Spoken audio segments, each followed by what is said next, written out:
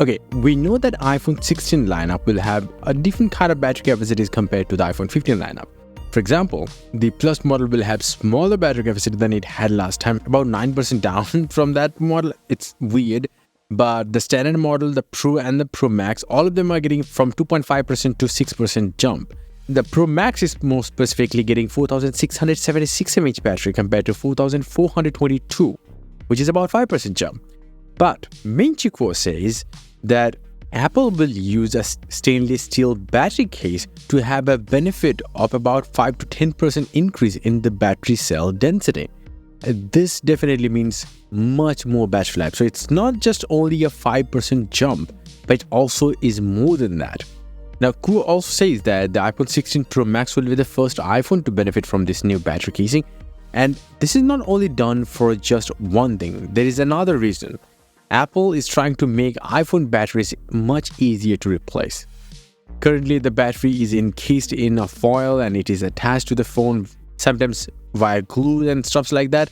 Now, Apple is reportedly working to move the metal enclosure that I was talking about that will house the battery out of that slot after receiving a small electrical jolt.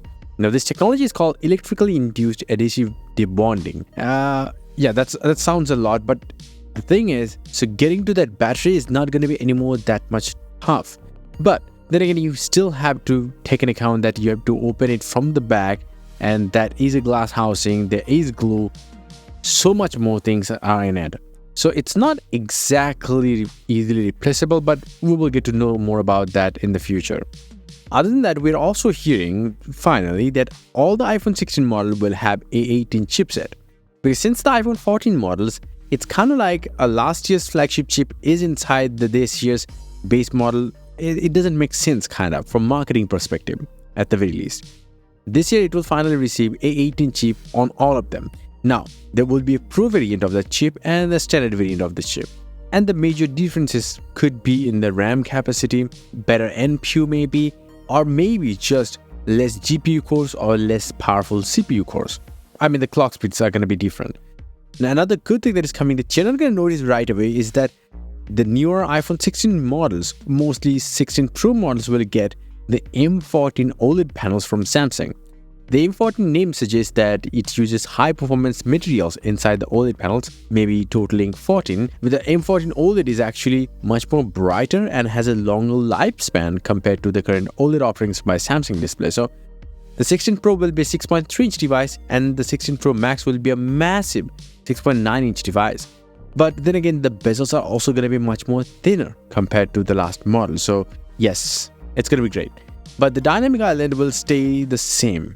Even the rear camera bump design is just going to be identical. But the camera sensors are getting massive changes. But before jumping into the cameras, there is a capture button coming to all the iPhone 16 models. Now, this capture button is going to be a mechanical camera button. It responds to touch and pressure, so it's touch and pressure sensitive. So you can zoom in or out by swiping left or right. It's that easy. Also, the ultra-wide-angle camera is now going to be a 48-megapixel camera, just like the main camera. It's going to be a massive improvement. The 5x silver camera is coming to the smaller model because now it's not going to be as small, because that's Apple's excuse. But there is a chance that Super Periscope camera will come to the Pro Max. I don't know what that means, but maybe it will have 10x zoom or maybe 30x zoom or something along those lines. But as of yet, we know that it's still going to be a 5x camera as in a hardware. So in the software department, maybe some things will change. Anyway, the main camera is also expected to be much more bigger in size. It's 1/1.4-inch sensor, much bigger than the 1/2.8-inch sensor, much more closer to the 1-inch sensor, and it's a big upgrade. So overall, the iPhone 16 Pro Max seems to be a very good upgrade for iPhone 14 Pro models or older models, but only if they don't increase the price, which as of yet we're not hearing too much about, but we are hearing that it's probably going to stay the same as the current 15 Pro Max with the same exact kind of storage capacities. And that's probably it. Let me know about your thoughts in the comment section below. What do you think? And yes, if you want, you can get some crazy cool wallpapers up on my website. A link down below. Until the next one, bye and take care.